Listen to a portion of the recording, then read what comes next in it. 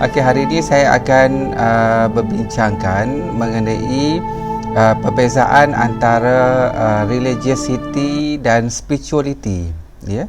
Iaitu dua perkara yang mempunyai ejaan yang berbeza dan sebenarnya mempunyai makna dan perspektif yang sangat berbeza. Okey.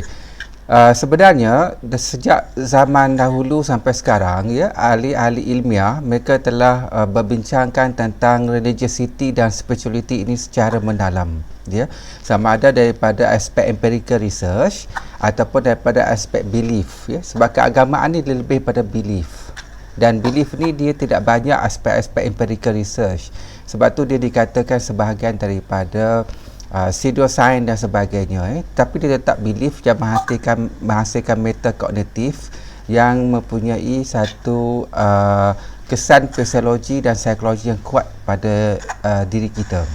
Okey, jadi sebelum tu mari kita memahami apa itu religiosity dan spirituality.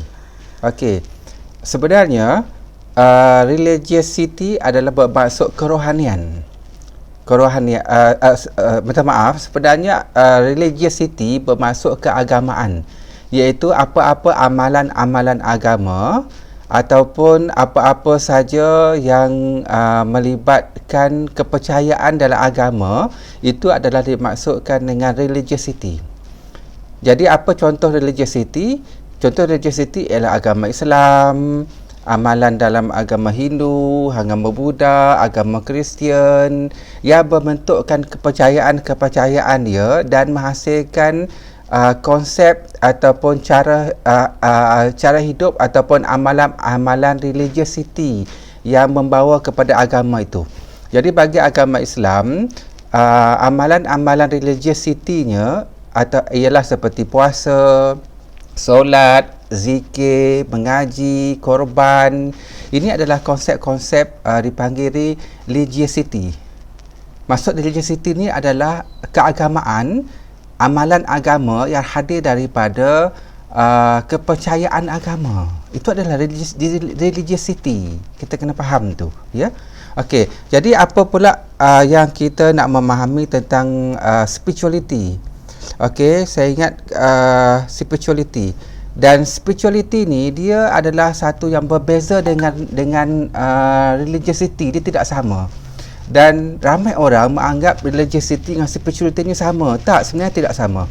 Spirituality ni adalah satu perkara yang hasil daripada keterhubungan dengan Tuhan, yang menghasilkan satu nilai, semangat yang terhubung dengan Tuhan, ataupun sifat-sifat rohani. Itu dipanggil spirituality. Maksudnya dalam bahasa Inggeris dipanggil spirituality, dalam bahasa Melayu dipanggil kerohanian, iaitu nilai yang terhubung dengan Tuhan yang menghasilkan sifat-sifat mulia Tuhan pada diri kita. Lalu kita pun merasa dan mempraktiskan nilai-nilai kerohanian ini dalam kehidupan dan menjadikan jiwa kita lebih tenang. Okey, jelas Okey, jadi maksudnya religiosity daripada bahasa Inggeris maksudnya adalah keagamaan dan amalan-amalan kepercayaan agama.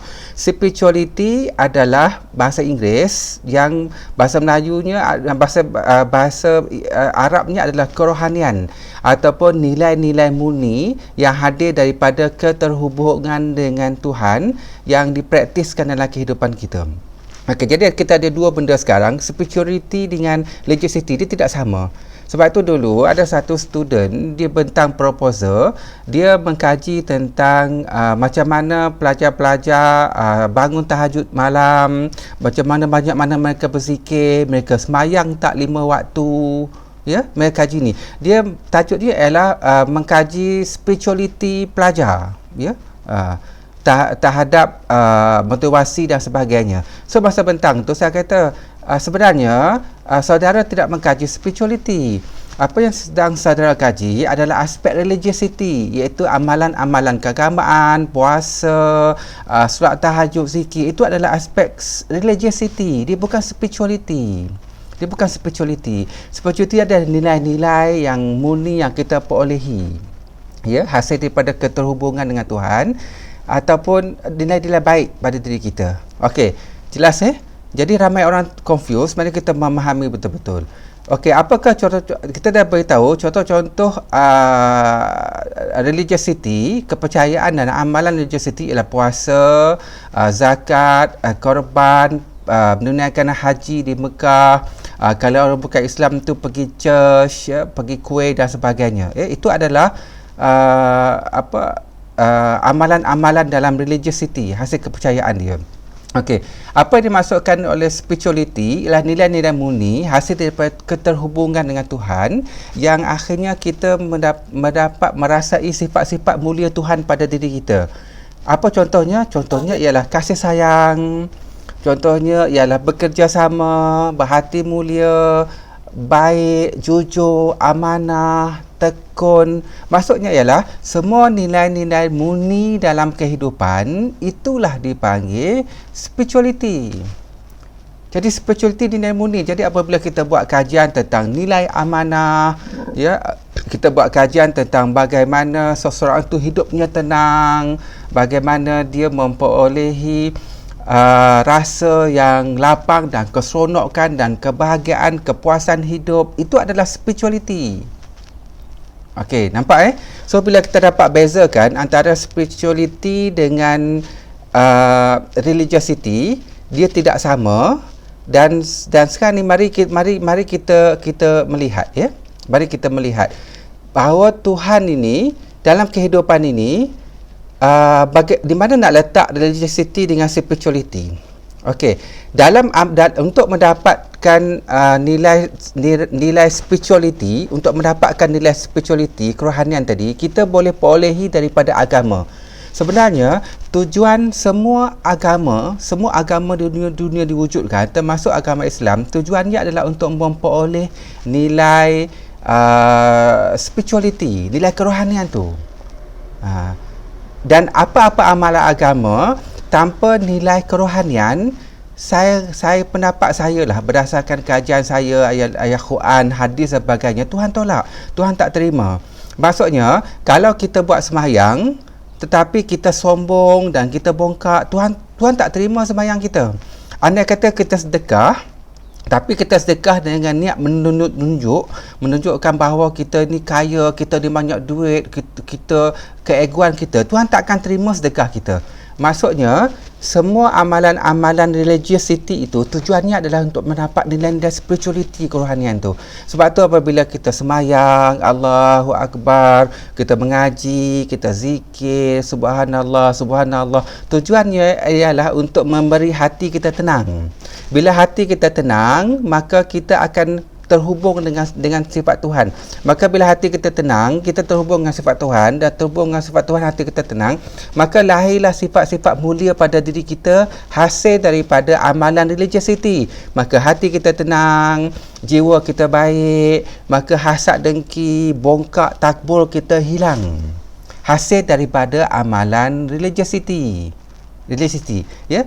Contohnya bila kita pergi ke Mekah, ya, untuk menunaikan umrah dan menunaikan haji, kita akan memakai pakaian ihram yang tidak berjahit dan putih, dan sama, menunjukkan bahawa kita ini sama, kita ini adalah sama rata. Maka orang kaya, orang miskin, orang yang berpangkat, orang yang tidak berpangkat, apa-apa kasta dia, kaum dia, sebagainya, dia memakai pakaian yang sama. Maksudnya kita sama, kita serupa. Yang membezakan kita adalah ketakwaan saja.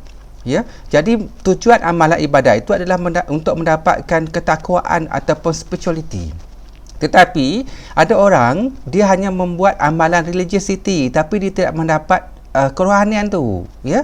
Jadi bila balik saja ke sini, dia dah seronok. Aku dah pergi Mekah, orang lain tak pergi Mekah, ya. Jadi orang panggil dia Ahmad, dia diam.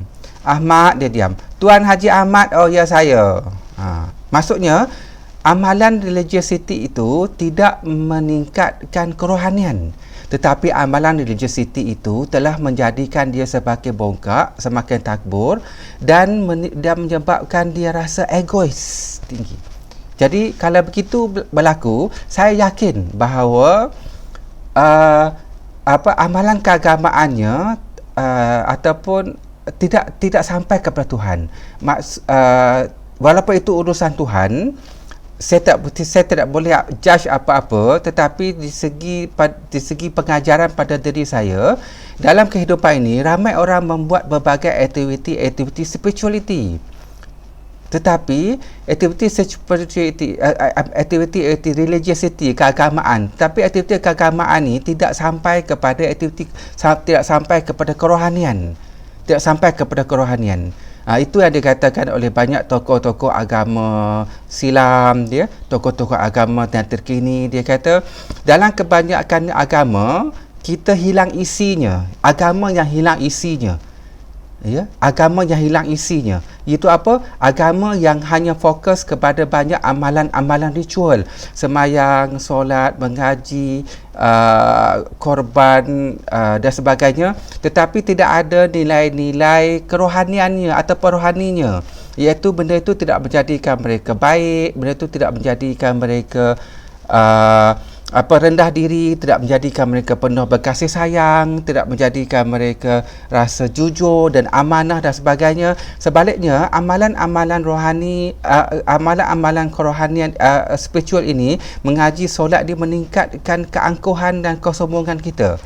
Seperti bila kita semayang, kita pegang tasbih, kita pergi ke masjid, lalu terdetiklah dalam hati kita yang halus tu. Dia kata apa? Wah, dalam jabatan ini sayalah yang paling banyak semayang. Dekat kampung ini yang paling banyak pergi masjid sayalah. Yang selalu bangun malam ni sayalah. Jadi sebab tu di segi keagamaan, spirituality ini istilahnya adalah tasawuf. Mengkaji spirituality adalah mengkaji bidang tasawuf.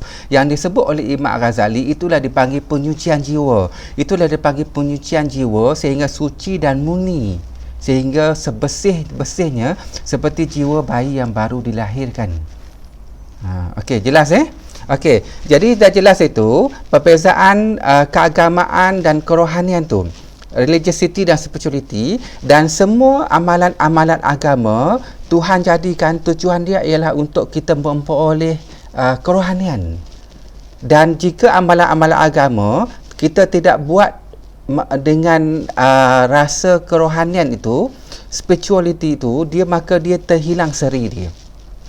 Sebab itu Tuhan telah mencipta berbagai ritual-ritual agama. Tujuan dia adalah untuk penyucian hati, untuk kita mendapat ketakwaan.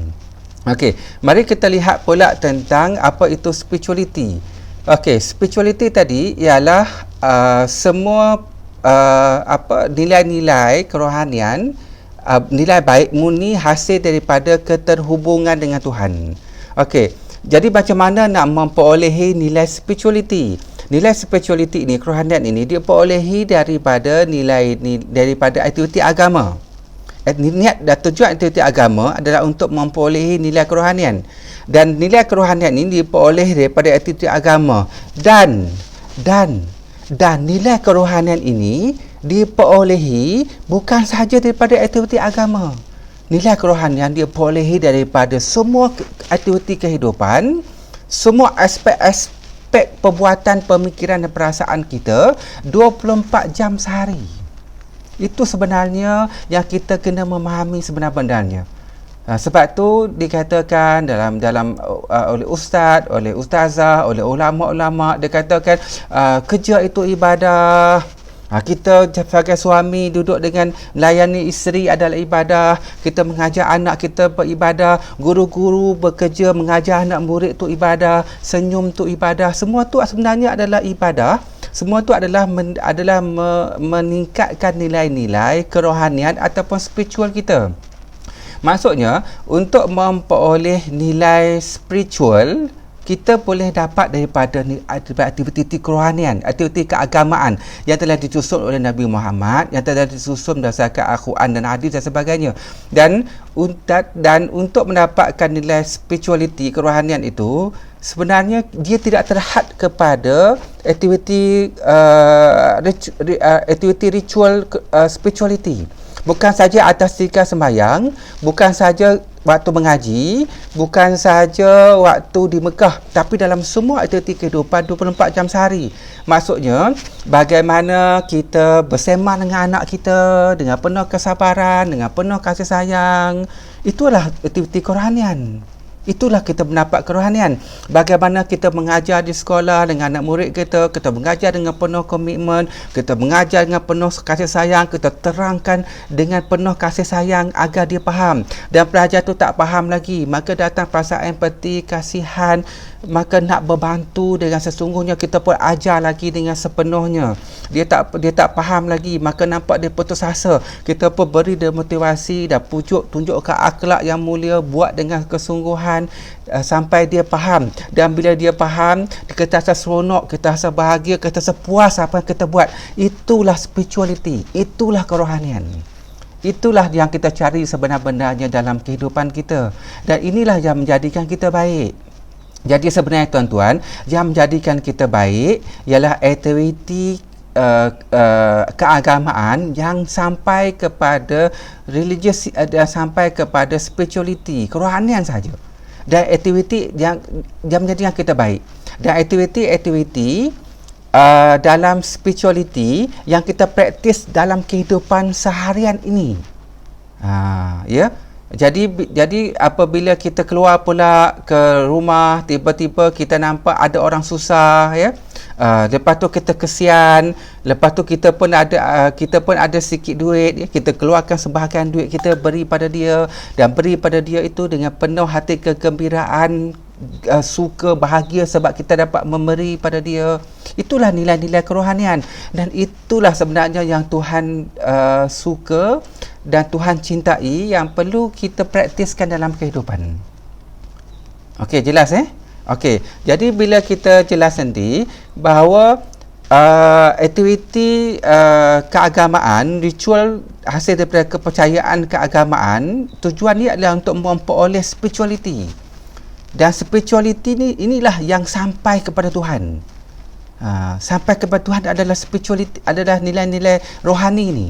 Dan nilai rohani ni kita dapat daripada aktiviti agama, dan juga dapat dalam semua aktiviti kehidupan. Kita layan isteri kita, kita sembang isteri kita, dan isteri kita masak dengan penuh kasih sayang, ya. Lepas tu dia menyajikan makanan dengan penuh rasa kecintaan, keseronokan. So kita jalan, kita nampak duri dekat jalan, kita takut, risau duri ini orang kena, nanti orang luka. Kita pun ambil duri tu dan kita buang duri tu dengan penuh rasa kasih sayang dan kegembiraan dan keseronokan.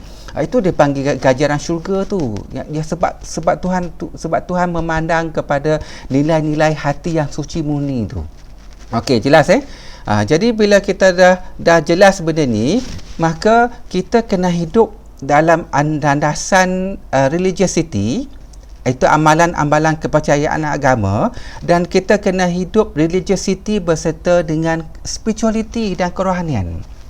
Jika tidak, kita akan ada banyak orang-orang yang taat beragama, yang banyak amalan agama, tetapi mereka tidak ada nilai-nilai spirituality. Ya, ini sangat sayang, ini sangat rugi. Ya, kerana kepercayaan dan amalan itu menjadikan mereka takbur, menjadikan mereka rasa benar, merasakan mereka betul, mereka akan merasa alim, mereka lah ahli syurga, dan orang lain salah, maka akan tiba perasaan suka menghukum orang lain salah, suka menyalahkan orang lain, dan suka fokus kepada hukuman dan sebagainya. Ini semua adalah lari daripada nilai-nilai spirituality yang telah ditekankan oleh Tuhan, oleh Allah, oleh agama yang sebenarnya. Sebab itu, saya pernah menceritakan tentang perbezaan religiosity dan spirituality ini kepada pelajar master saya. Dan saya ingat lagi ada satu pelajar master saya beritahu saya, ya. Dia kata, betul Prof, dekat sekolah saya ada satu ustazah, dia kata. Minta maaf, ini hanya satu contoh. Ada satu ustazah. Ustazah ini dia mengajar agama, dia ajar mengaji, dia baik, dan dia memang cukup time dia pergi solat, cukup time dia pergi sembahyang dan sebagainya. Tetapi dia ada satu sifat dia ialah dia suka cerita keburukan cikgu ni pada cikgu ni, lepas tu bila cikgu ni cerita keburukan dia sikit, terlepas cakap dia cerita kepada buruk ni, lepas tu dia bila marah pelajar tu suara dia menengking tinggi dan sebagainya. Dia suka memburuk-burukkan dia dan dia tak boleh kawal amarah dia. Ya, jadi bila cikgu lain tegur dia, kenapa cikgu macam ni cerita kenapa keburukan, pasal dia pengamuk, dia tengking, dia marah, dia pertahankan diri dia salahkan tu, dia salahkan orang ni. Jadi maksudnya apa? Maksudnya ialah religiosity dia banyak, amalan keagamaan dia banyak, hafalan ayat-ayat suci yang banyak, dan amal ibadatnya banyak, religiosity-nya banyak, tapi kerohaniannya tak ada, spirituality-nya tak sampai. Spirituality-nya iaitu nilai baiknya, kasih sayangnya tak ada. Jadi maksudnya tujuan semua aktiviti religiosity dah sampai untuk spirituality, kerohanian, dan kerohanian ni kita dapat dari praktis semua kehidupan. Sebab tu sebenarnya semua aktiviti dalam keagamaan tu, puasa, solat, zikir itu yang wajib kita buat itu untuk mentaati agama, mentaati suruhan Tuhan tu. Dan at the same time dia sebenarnya adalah satu praktis ataupun kursus ataupun tempat kita untuk praktis secara bertempat. Tapi praktis yang sebenar-benarnya ialah dalam semua kehidupan kita, 24 jam sehari, sebagai ibu bapa, sebagai guru, sebagai anak, sebagai kawan, ya, sebagai bos dan sebagainya. Okey, jelas Okey, so bila kita dah jelas dua-dua benda ni, ya, jadi saya ingat saya nak masuk sikit PowerPoint saya yang telah saya dapat sikit. Okey, sekejap Okey, saya dah cuba nak present. Okey, kalau dapat pakai ni. Okey, sekejap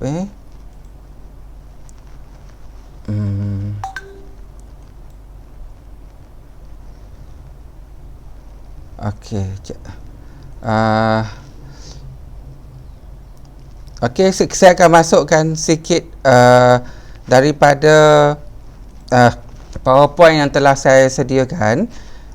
Semoga kita dapat okey, tak apalah so ada masalah sikit nak masukkan ni. Okey, so bila kita dah faham dua konsep ni, maka kita faham tentang religiosity dan spirituality. Dan jika kita, sebab itu kalau dalam Al-Quran, kalau kita melihat, ya, Tuhan telah menceritakan berbagai ayat-ayat dia, ya, yang saya telah tuliskan semalam, ya.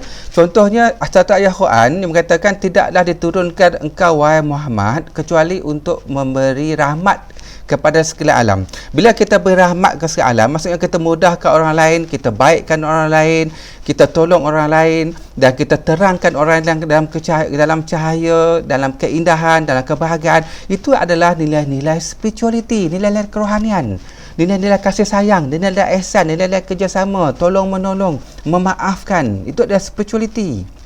Dan contoh satu ayat Quran tu dia kata, sesungguhnya arahkan, disuruh kepada kita ni untuk berpuasa seperti mana orang-orang terdahulu. Tujuannya adalah supaya kita bertakwa. Jadi tujuan berpuasa itu adalah untuk bertakwa. Ingat puasa dan takwa.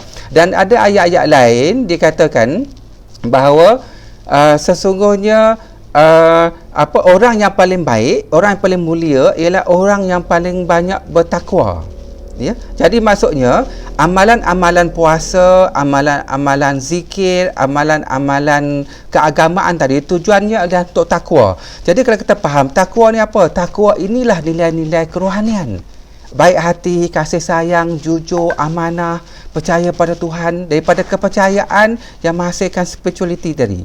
Ya, amalan solat, puasa, zikir itu adalah amalan religiosity, ritual dalam keagamaan.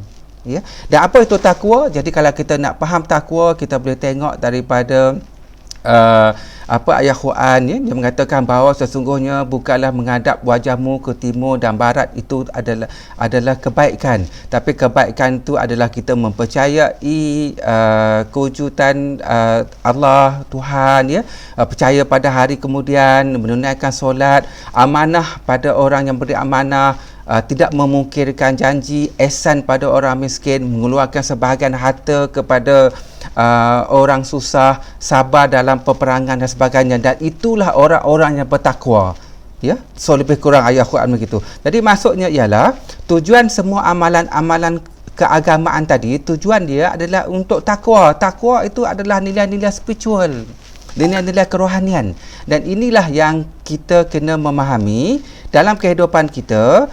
Ada religiosity dan ada spirituality, nilai-nilai rohani itu. Maka kita kena hidup dalam aturan keagamaan, dan jasad kita, pemikiran kita, perasaan kita, tingkah laku kita kena penuh dengan sifat-sifat spirituality, sifat-sifat kerohanian. Sifat-sifat kerohanian. Ya, jadi kena jadi baik. Apa sifat kerohanian kena jadi baik. Kita terhubung dengan sifat Tuhan yang maha baik. Maka sifat Tuhan itu, sebab bila Tuhan jadikan kita dengan kekuasaannya, daripada air mani, daripada sel telur jadi nuktah, jadi zigot, dan dibesarkan dengan penuh kekuasaan dia, maka mustahil sifat Tuhan itu yang maha mulia itu tak ada pada diri kita. Maka pasti ada pada diri kita sifat tu. Dan sifat bila kita besar dan kita belajar mengaji, kita belajar agama, kita belajar ilmu-ilmu dan sebagainya, dan kita akhirnya kita sedar memikirkan saja tentang Tuhan, maka automatik kita akan terlahir sifat-sifat Tuhan pada diri kita. Dan dalam nilai spirituality, apakah sifat yang paling tinggi sekali? Sifat yang paling baik sekali, sifat yang paling mulia sekali, yang nombor satu sifat Tuhan yang perlu ada pada diri kita, nilai spirituality itu. Maka sifat Tuhan yang pertama, yang paling mulia, yang paling tinggi, yang paling perlu sifat pada diri kita, titik asal kejadian alam semesta diri kita, seluruh dunia, seluruh alam semesta raya ini ialah kasih sayang. Ialah kasih sayang. Sebab itu, dalam keagamaan, kita mesti terhubung dengan kasih sayang. Dan dalam diri kita sendiri, spiritual, sifat yang paling mulia ialah kasih sayang. Sebab itu, Tuhan sendiri menamakan sifat dia yang pertama sekali ialah kasih sayang. Sebab tu kalau kita, dan dia banyak sifat. Dia banyak sifat. Dan sifat utama adalah kasih sayang. Sebab tu kalau kita baca daripada Asmaul Husna, ya, 99 nama Allah yang mulia, ya. Mula-mula sebut Ya Allah, Ya Rahman, Ya Rahim, Ya Malik. Ya Allah ni adalah nama bagi zat, nama bagi Tuhan tu. Ya, Allah yang tak ada apa-apa sifat, dia adalah nama bagi zat, nama bagi yang sedia ada wujud tu. Ya, tapi apa sifat Allah ni, sifat zat ni? Sifat zat yang pertama ni adalah Ya Allah, Ya Rahman dan Ya Rahim. Bila ada Ar-Rahman, Maha Pengasih dan Maha Penyayang, baru dia memerintah. Ya Allah, Ya Rahman, Ya Rahim, Ya Malik, dia memerintah, dia mentakbir dan sebagainya. Jadi sifat Tuhan yang pertama sekali adalah Maha Pengasih. Jadi Tuhan itu Maha Pengasih. Yang kedua adalah sifat penyayang. Bila pengasih penyayang, barulah dia mentakbir, baru dia menguasai, barulah dia menghidupkan kita. Maka dijadikan seluruh alam, bumi, bulan, bintang, planet ini ialah kerana sifat kasih sayang dia. Maka bila Tuhan Maha Kasih Sayang, dia mencipta kita dengan Maha Kasih Sayang. Tujuan dia apa? Tujuan dia ialah untuk kita berkasih sayang. Kerana dia suka kasih sayang, maka dia cipta kita untuk kita berkasih sayang. Kerana bila kita berkasih sayang, Tuhan gembira, dia happy, dia suka. Maka kerana kita mempraktiskan sifat dia, kesukaan dia, kasih sayang dia, yang bukan milik kita walaupun satu zarah, kerana semua ini adalah milik Allah, milik Tuhan semata-mata. Seperti mana dikatakan dalam ayat Quran bahawa seluruh langit dan bumi dan isinya adalah milik Allah, tidak ada milik kita. Okey, sebab itu dalam mempraktiskan spirituality dan juga religiosity, tujuannya untuk dapat spirituality, dan bila kita faham spirituality, Untuk mempraktis yang pertama ialah kita mesti ada sifat kasih sayang. Itu yang utama, sifat kasih sayang. Maka kita kena pandang alam ni dengan kasih sayang, kita kena pandang orang lain dengan kasih sayang, kita kena tengok pada diri kita dengan penuh kasih sayang. Kita hidup kita kena penuh dengan kasih sayang. Sebab itu, bezanya orang yang memahami agama secara mendalam dan mendapat rahmat Tuhan dan dirasakan keberadaan Tuhan yang sebenarnya ialah dia ada kasih sayang.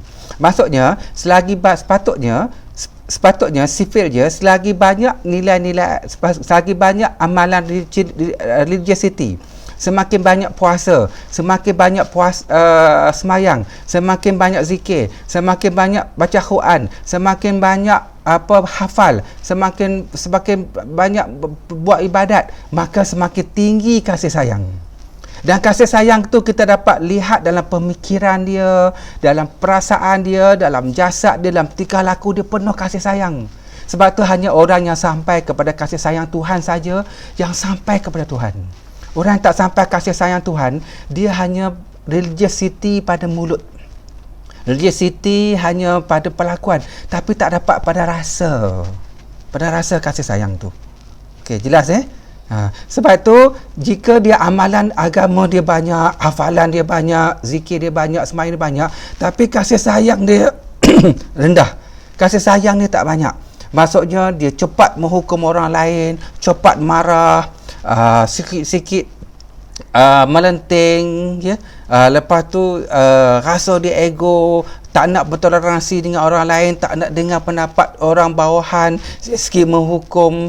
Itu maksudnya kasih sayang dia tak ada. Maksudnya dia dia tak memahami sebenarnya apa itu religiosity dan spirituality. Itulah dipanggil perangkap agama. Perangkap agama ialah membuat banyak amalan agama, membuat banyak benda-benda amalan agama yang berbentuk paling banyak masa, paling banyak kuantiti, paling lama. Dia kata semayang paling lama, zikir paling lama, zikir paling banyak, sembahyang paling banyak, itu adalah baik. Itu adalah perangkap dalam religiosity. Sebenarnya bila kita gabungkan antara tasawuf ataupun religiosity dan spirituality ini, kita semayang ikut yang diwajibkan dan mungkin buat sikit-sikit amalan sunat, tapi kesannya tu, kasih sayang tu, ketaatan, keredaan, kesyukuran, kerendahan hati, kasih sayang tu tinggi. Dan kita nampak dalam pemikiran kita penuh dengan kasih sayang, memandang dengan kasih sayang, dan perasaan kita penuh dengan ihsan, kasih sayang, dan perbuatan kita menolong orang lain, tak susah hati melihat orang susah, dan orang yang susah hati kita tolong, dan orang yang maju dan berjaya hati kita bahagia, suka melihat kebahagiaan orang lain. Bukan bila orang itu berjaya kita dengki, kita marah, kita dendam.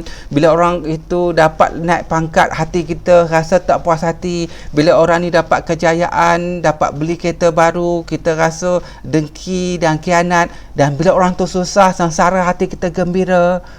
Dan kita berdoa-doakan kecelakaan dan kemusnahan dia.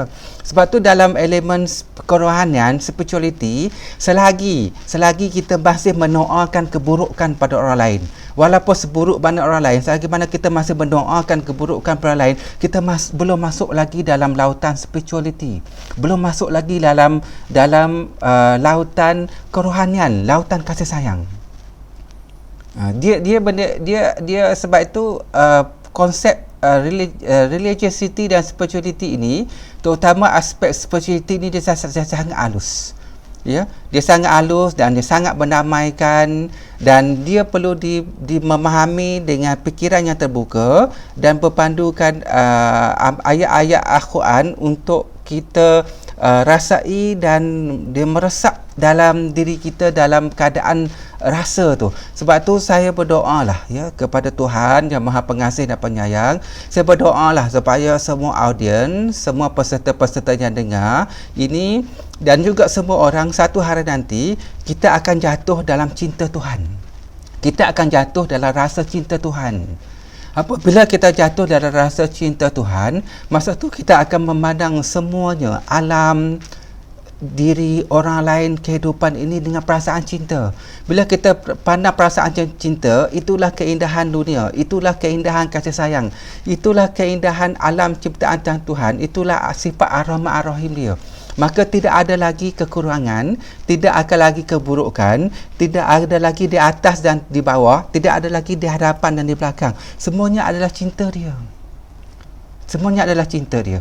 Jika kita masih menerima ini dan menolak ini, memandang ini lebih, memandang ini kurang, ini dipuji dan ini dikeji, maksudnya kita masih bersyarat dan semua itu cinta dia. Maksudnya kita hanya menerima cinta dia tertentu dan tidak menerima cintanya lain. Sedangkan semua itu cintanya. Okey, jelas Okey, bila kita jelas aspek ini, ya, daripada kasih sayang tadilah lahirnya sifat-sifat lain. Sebab itu dia punya dalam praktis sifat kerohanian kita kena praktis sifat kasih sayang. Kasih sayanglah yang meleburkan semua dendam kesumat. Kasih sayanglah yang meleburkan semua amarah, benci dan dendam. Kasih sayanglah yang mendekatkan yang jauh dan yang dekat. Kasih sayanglah yang meleraikan kekusutan menjadi rileks, tenang dan bahagia. Kasih sayanglah yang mengubah kegelapan kepada kecerahan. Sebab tu dalam keagamaan, aktiviti religiosity, kita kena sampai kepada kasih sayang Tuhan. Hanya yang sampai kepada kasih sayang Tuhan saja yang sampai kepada Tuhan. Yang sampai kepada keagamaan yang sebenar-benarnya. Sebab itu orang tua-tua dulu, macam mak ayah saya, ya, guru-guru saya dulu selalu sebut, dia kata apa-apa nak buat, ya, diibaratkan kita kena cakap Bismillahirrahmanirrahim, nak makan cakap Bismillahirrahmanirrahim, nak tidur pun cakap Bismillahirrahmanirrahim, nak belajar pun masuk Bismillahirrahmanirrahim. Apa maksudnya? Maksudnya ialah dengan nama Allah yang Maha Pengasih lagi Maha Penyayang. Maksudnya kita nak buat apa-apa mesti dengan kasih sayang. Dengan kasih sayang, itulah nilai spirituality. Artinya kita nak makan pun dengan kasih sayang, maka kita sayang makan dengan pelan-pelan, jangan gelojoh, dan ambil makanan masuk ke dalam mulut dan gigit dengan penuh tenang, dengan penuh bahagia, dengan penuh rasa kesyukuran, dengan penuh rasa kenikmatan, dengan penuh rasa keenakan rahmat kasih sayang Tuhan tu, dan kita telan pelan-pelan dengan penuh kesyukuran.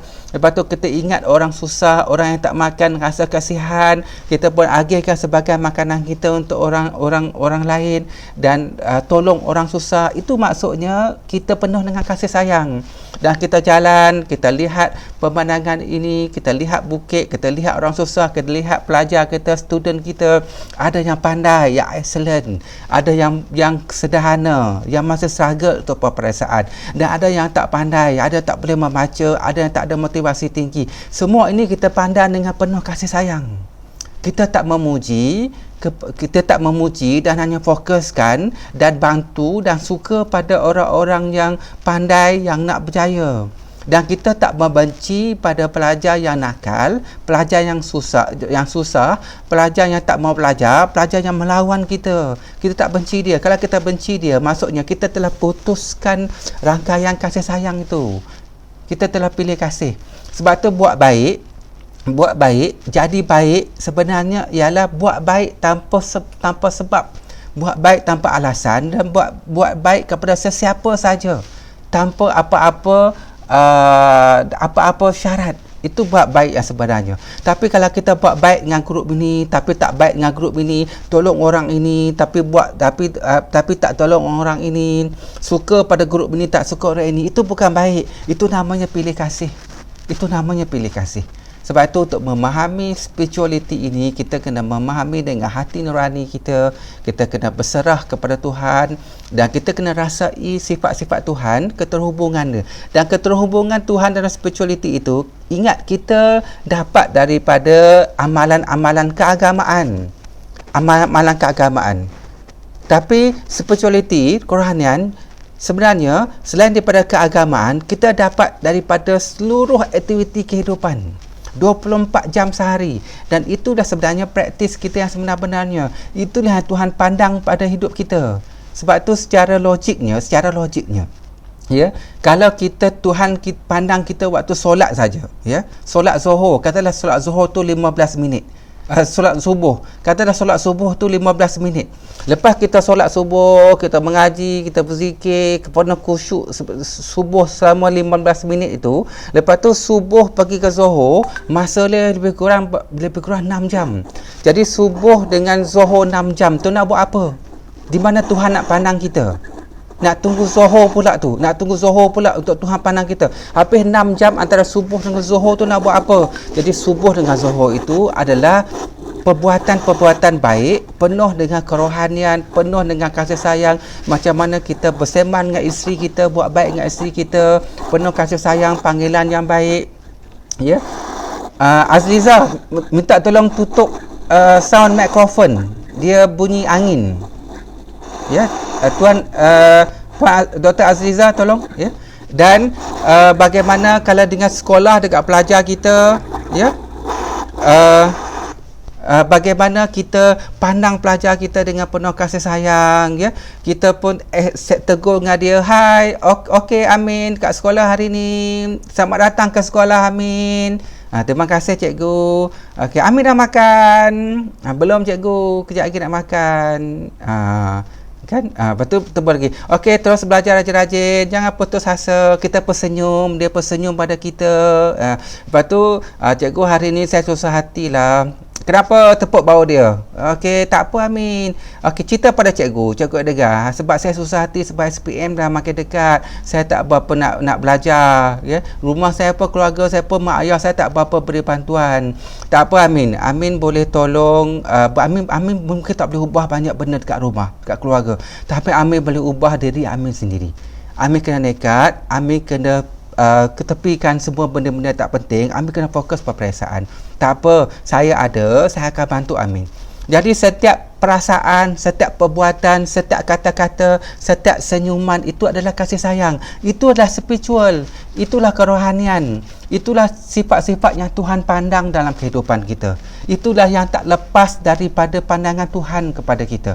Sebab tu dia katakan dalam hati orang mukmin itu, dalam hati orang mukmin tu ada istana dia. Istana dia adalah maksudnya sifat-sifat kemuliaan kasih sayang dia.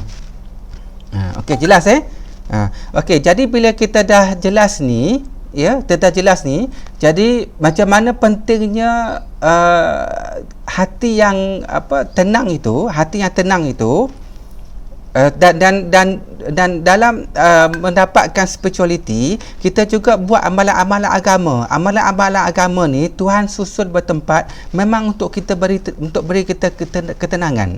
Contohnya saya susah hati, saya risau, saya rusing, hati saya tiba-tiba resah, gelisah, saya tak tahu nak buat apa, saya rasa penat, resah, gelisah, saya pun duduk, ya, saya ambil air semayang, ya.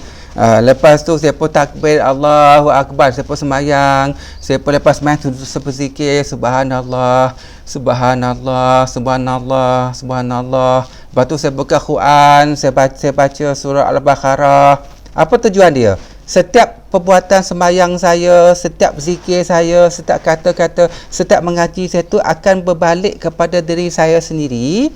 Dan saya rasa tenang, saya rasa nyaman, saya dapat rasa keterhubungan dengan Tuhan. Maka stres saya pun hilang, dan resah, gundah gulana saya pun hilang. Saya pun tenang, saya rasa nyaman, saya rasa happy, saya rasa relax. Itulah tujuan dia. Tujuan setiap amalan keagamaan ni ialah untuk mendapatkan hati yang tenang. Hati yang tenang itulah spirituality. Itulah kerohanian. Sebab itu kalau kita buat amalan agama tapi makin marah, kita buat amalan agama makin bongkak, kita buat amalan agama tapi kita rasa semakin pemarah, semakin kedekut, semakin menyusahkan orang lain, yang negatif, maksudnya dia tidak ada penyucian jiwa tu. Maksudnya tasawuf tu tak sampai pada dia. Penyucian hati tu belum lengkap lagi. Jadi dia kena terus renung diri, dia terus baiki diri. Jadi itu ialah perbuatan amalan saya dalam keagamaan, religiosity, yang mendatangkan saya ketenangan. Lepas tu bila saya tenang, saya senyum, saya happy, saya gembira, saya pun lipat sejadah, saya pun bangun, saya pun pergi anak saya pun senyum. Okey abang, hari ni macam mana semester? Baik. Baik, dia pun cerita. Tapi exam ni susah sebab tak apa-apa faham. Tak apa, buat saya mampu. Apa-apa nak perlu bagi tahu, ya. So kalau stres, pergilah jalan-jalan, ya. Buatlah apa-apa yang abang suka. Jadi benda tu tenang, ya. Saya pun pergi ke anak saya, tengok muka dia kusut. Kenapa ni adik ni tak faham dapat online ni macam mana? Kan cikgu suruh buat ini, nak WhatsApp tak boleh masuk. Okey, memang apa tolong macam ni. Boleh tak macam tu? Macam ni. Okey, macam mana saya dapat aktiviti perasaan yang baik dalam kehidupan? Hasil daripada saya berjaya menenangkan diri dalam aktiviti keagamaan. Sebab tu tujuan aktiviti keagamaan adalah untuk memperoleh ketenangan jiwa. Dengan ketenangan jiwa itu, kita akan bawa dalam aspek kehidupan. Dan untuk menolongkan diri, untuk menenangkan orang lain. Itu yang sebenar-benarnya. Itu yang Tuhan cipta. Semua aktiviti agama itu untuk buang keakuan kita, untuk buang keegoan kita, untuk buang amarah kita. Dan minta maaf lah, ada orang sahabat saya dulu, dia semayang, dia zikir berpuluh-puluh kali zikir, dia pergi sebagainya, tapi dia pemarah. Dia marah, dia tengking, dia cakap mencarut dan sebagainya, ya. Kalau orang tak setuju dengan dia, tak setuju dengan pendapat dia, lain dengan pahaman dengan dia, dia marah, dia bertengking, dia memburuk. Maksudnya semayang dia tidak boleh menjadikan dia sabar. Semayang dia, zikir dia tidak boleh menimbulkan perasaan kasih sayang. Semayang dia, zikir dia, sedekah dia, haji dia tidak menjadikan dia orang yang berlembut lembut, yang ihsan, yang kasih sayang, yang penuh menolong orang lain, yang pemaaf. Sebab itu Nabi Muhammad dah mention banyak kali pada kita. Dia banyak kali disebut bahawa tujuan kita ialah yang perlu kita dapat ialah menunjukkan akhlak yang mulia. Itu semua akhlak. Ini semua bab akhlak. Sebab itu spirituality adalah bab akhlak. Bab akhlak datang daripada penyucian jiwa. Setiap pemikiran kita datang daripada jiwa kita, hati kita. Dan setiap kata-kata kita, perbuatan kita hasil daripada hati kita, jiwa kita. Sebab tu dia sebenarnya ialah bab penyucian jiwa dan akhlak. Inilah yang ditunjukkan oleh Nabi Muhammad. Ini yang ditunjukkan oleh Nabi Muhammad. Sebab tu Nabi Muhammad itu, orang baling dia najis, ya, dia bagi bunga. Orang buat jahat baling dia batu sampai berdarah, dia berdakwah, ya. Lepas tu sampai datang malaikat Jibril. Ya Muhammad, kaum ni jahat, bagi kau berdarah. Kalau kau nak, aku boleh terbalikkan gunung ni bagi semua mati. Muhammad tak nak, tak boleh, jangan begitu. Mereka adalah orang-orang yang tak tahu, tak sedar yang kau bawa ni kebaikan. Jangan, ya. Dari hasil daripada kesabaran, hasil daripada kasih sayang, spirituality Nabi Muhammad itu, akhirnya daripada tulang-tulang sulbi dia lahir anak-anak keturunan yang baik, yang mentaati agama. Itulah nilai-nilai spirituality, kerohanian yang dapat daripada aktiviti religiosity dan kita praktiskan dalam kehidupan. Ini anak murid kita baru kata kita bodoh, kita dah melambung dah, ya, tak nak ajar, ya. Anak murid kita baru cakap kita garang, ya.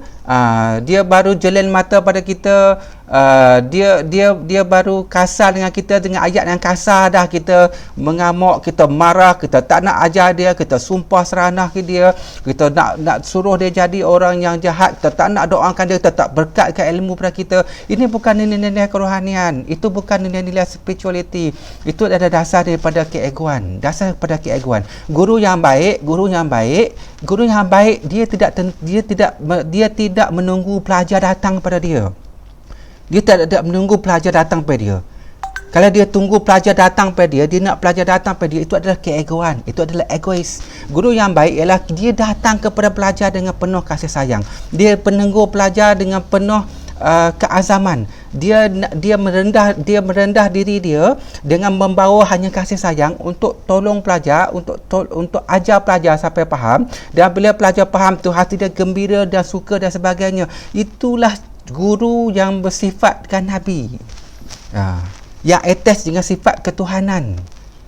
Jadi dan itulah sebenarnya yang menjadikan kita tenang, itulah menjadikan kita mulia. Sebab itu untuk praktis nilai-nilai kerohanian dalam kehidupan ialah kita praktis dalam kehidupan, start daripada bangun tidur, ya, sampai kita pergi breakfast, ya, pergi breakfast, kemudian tengok breakfast, minum kopi, rasa kopi ni sedap, lemak manis, minum, alhamdulillah, syukurnya, sedapnya kopi ni, nikmatnya.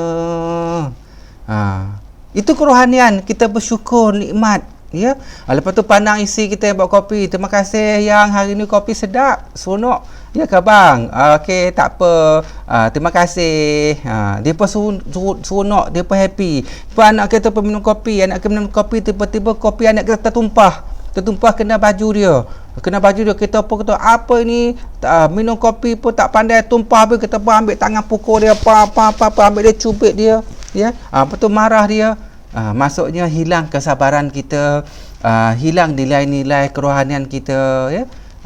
Jadi sebab itu kita kena tenang, kita kena sabar. Okey, Amin, okey, tumpah, tak apa Amin tak sengaja, ya. Tapi dalam kali hati-hati. Okey, Amin ambil kain, okey, mari kita lap sama-sama, bersihkan sama-sama. Terima kasih papa, sorry papa, tak apa, cuba kali hati-hati, ya.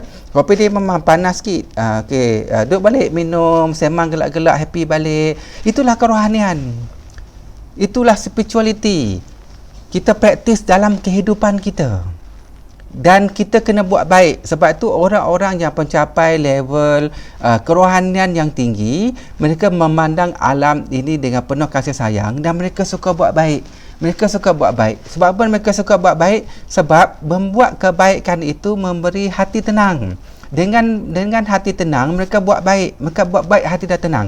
Dan mereka buat baik bukan sebab apa-apa balasan. Mereka buat baik tak nak apa-apa balasan, tapi mereka buat baik sebab mereka happy buat baik, mereka gembira buat baik. Itu adalah praktis dalam spirituality dalam kehidupan, ya. Contohnya begini, ya, sebab tu kita boleh pegang satu ayat Quran, ya, yang mengatakan begini, ya. Berbuatlah baik seperti mana Tuhan telah buat baik pada kamu. Jadi kita kena buat baik pada orang. Kita kena buat baik pada mak ayah kita, kita kena buat baik pada pelajar kita, kita kena buat baik pada diri kita, kita buat baik pada anak kita, kena buat baik pada jiran kita, ataupun orang tak kenal. Kita kena buat baik. Dalam spiritual kerohanian kita kena jadi baik je. Jadi baik sebab hati kita baik, pemikiran kita baik, perasaan kita baik, baru tingkah laku kita baik, perbuatan kita baik. Kenapa kita buat baik?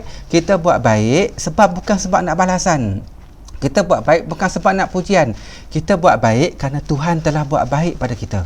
Sebab Tuhan telah buat baik pada kita. Kita bangun tidur, tiba-tiba mata kita buka.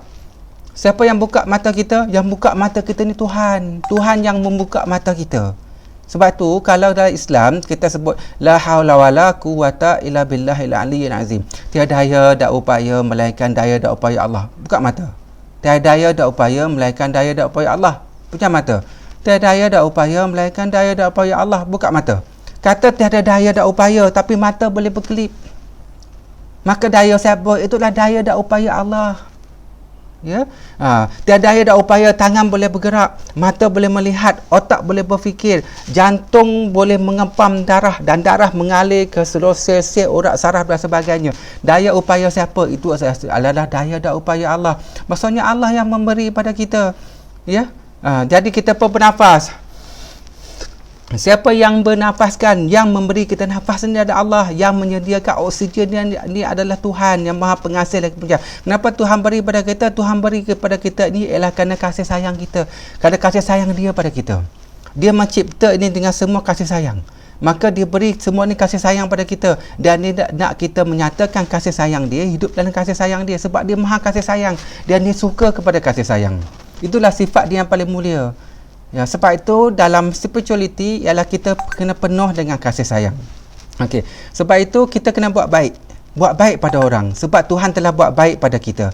Sebab tu macam Ustaz Ebek Liu tu. Ustaz Ebek Liu tu dia buat baik, dia tolong orang ni, dia bagi iPad, dia bagi tab, dia tolong orang miskin, dia pergi dekat Sabah, dia buat itu, dia bagi bas percuma, dia tolong sewakan rumah orang. Dia buat baik. Dan Ustaz Ebek Liu dia buat baik, dia tak pernah harap balasan, dia tak pernah orang yang buat baik tu puji dia.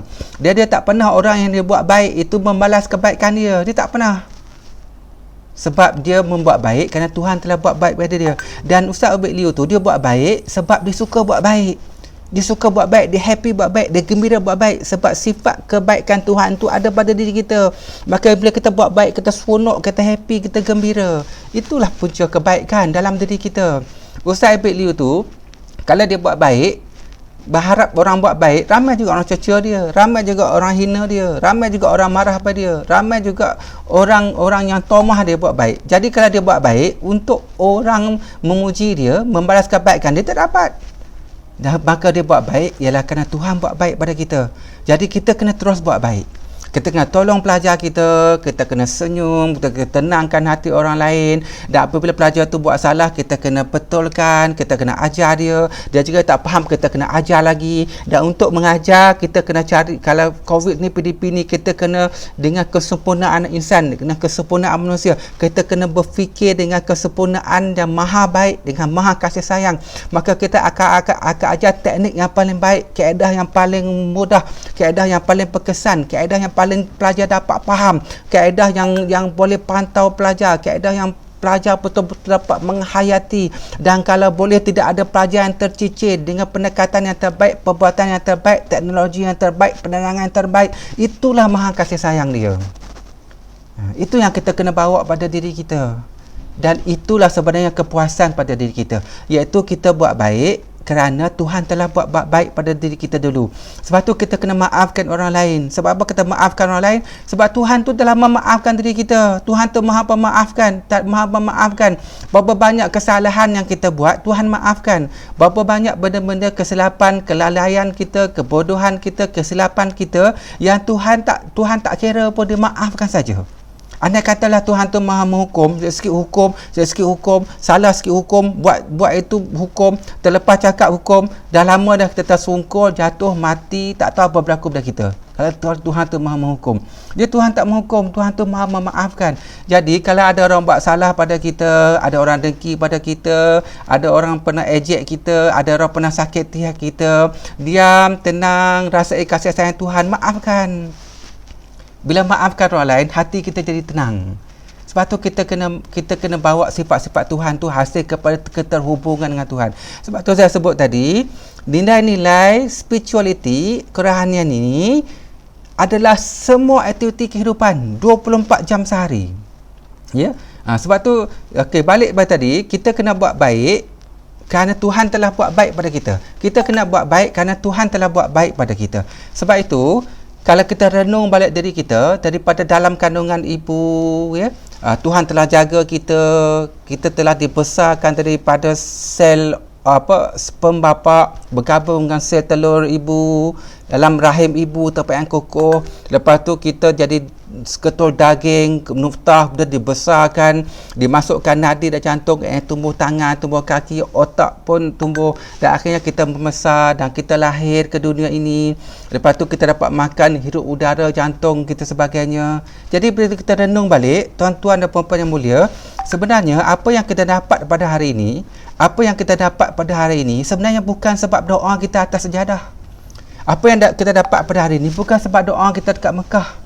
Apa yang kita dapat pada hari ini bukan sebab doa kita lepas sembahyang, doa kita semasa pembarisan, doa kita semasa perhimpunan, doa kita pagi dan petang. Bukan sebab doa kita secara ritual, bukan. Dan saya percaya 99% apa yang kita dapat hari ini bukan sebab doa kita secara ritual.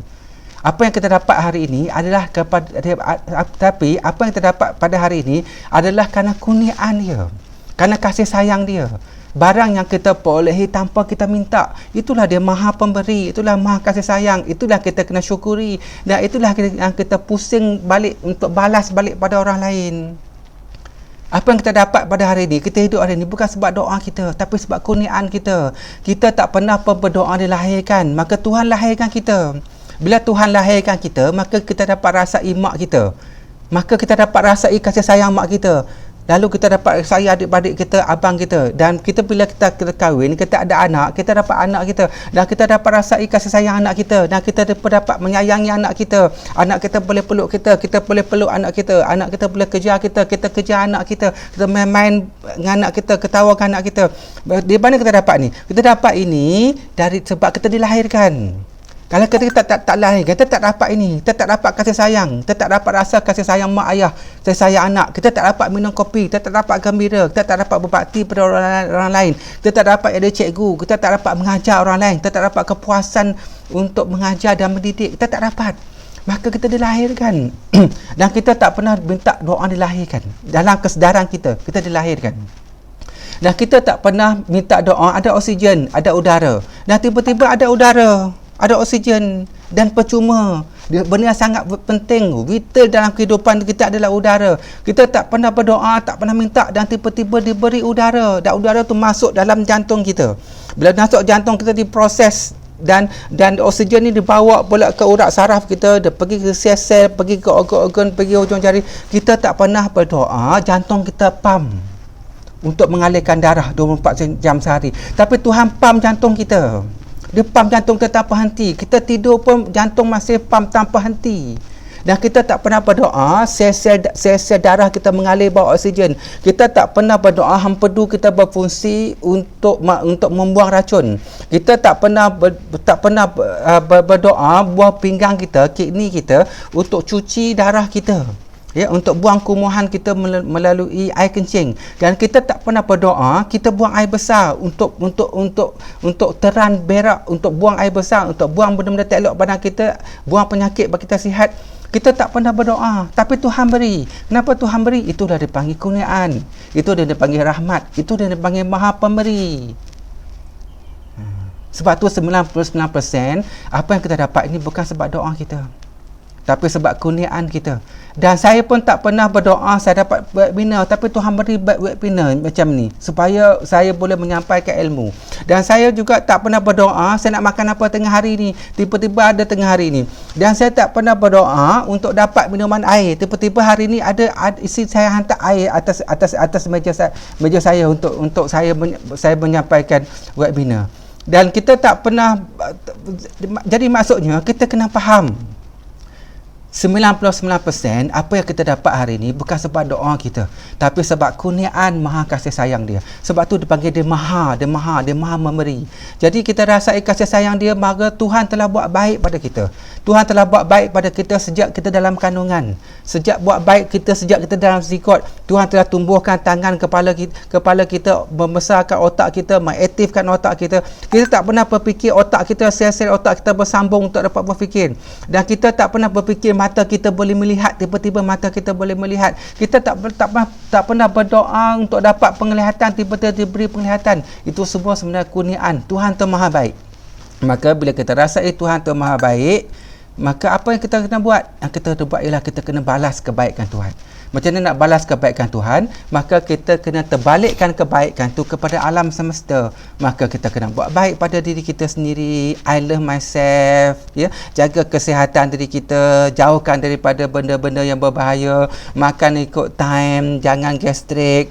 Jangan naik motor laju berbahaya macam mak-mak rempik tu. Jangan masukkan dadah dalam badan kita. Kita kena buat baik pada jasad kita sebab Tuhan telah buat baik pada kita. Dan kemudian kita kena buat baik pada orang lain. I love myself so that I can love others. Maka kita kena buat baik pada pelajar kita. Kita kena pandang orang lain dengan senyum. Kalau orang tu buat jahat dengan kita, saya pernah pergi jumpa dengan satu orang yang dia buat jahat pada saya. Dia buat jahat pada saya tak tahu kenapa dia buat jahat pada saya. Dia buat jahat pada saya, ya. Dan saya pergi pada dia, saya niat satu saja. Saya bawa hanya kasih sayang. Saya tidak ada apa-apa, saya hanya bawa kasih sayang. Dan kasih sayang itu pun bukan milik saya. Kasih sayang itu semua milik Tuhan. Saya hanya diberi nikmat rasa sementara. Maka saya buat baik pada dia. Saya kena buat baik pada dia sebab Tuhan telah buat baik pada saya. Saya pergi memaafkan dia, saya buat baik pada dia, saya sembang dengan dia, saya buat baik dengan anak dia, saya senyum, saya buat sebagainya. Walaupun dia buat jahat pada saya buat baik pada dia sebab Tuhan telah buat baik pada saya. Maka tugas kita dalam spirituality ialah berbuat baik dan berbuat baik. Itulah dikatakan, tidaklah diturunkan engkau wahai Muhammad, melainkan memberikan rahmat kepada sekalian alam. Sekalian alam ni ialah setiap manusia, kaum, bangsa, bulan, bintang, matahari, planet, tumbuhan semua. Tapi keutamaan kita ialah diri kita dulu dan manusia-manusia lain dan alam dan sebagainya. Okey, jelas Okey, itulah dimaksudkan macam mana kita mempraktiskan spirituality dalam kehidupan kita. Merasai kasih sayang Tuhan yang Maha Pengasih dan Maha Penyayang, dan akhirnya kita pun menyayangi diri sendiri, membalikkan kasih sayang Tuhan diri sendiri dan menyayangi semua orang lain. Sebab itu kita kena jadi baik. Sebab itu saya ada satu kawan dan saya jumpa dalam kehidupan ni ramai orang yang memahami benda ni. Memahami benda ni. Contohnya ada satu kaki tangan kerajaan ni. Dia kata dia tak tahu, dia kata saya suka masak. Saya suka masak, dapat gaji tu saya akan masak. Lepas tu saya masak bihun, saya buat kuih, saya buat spaghetti. Lepas saya masak, lepas tu saya ambil makanan ini, saya pergi office, saya buat dalam tupperware kecil-kecil, saya bagi pada orang office. Nah, ambil makan.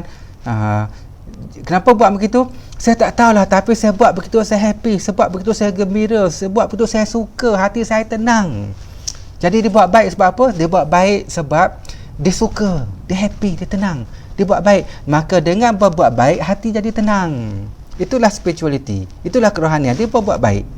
Macam yang saya baca dalam berita yang baru ni, seorang tu dia pergi beli kain-kain, beri barang keperluan yang diperlukan, dia pun pergi bagi orang miskin, bagi orang tu, bagi orang ni, dia pun tolong orang tu, dan ada orang buat perkhidmatan percuma sebagainya. Sebab apa dia buat begitu? Dia buat begitu sebab hati dia tenang. Sebab tu bagi orang-orang yang susah hati, bagi orang-orang yang ada mental health, bagi orang-orang jiwa yang tak tenteram, bagi orang yang rasa dia jiwa dia resah, gelisah, nak marah, nak mengamuk, sebenarnya dia jauh daripada kebaikan. Sebab tu antara kaedahnya ialah kita kena buat baik. Bila kita buat baik, maka hati kita dengan tenang.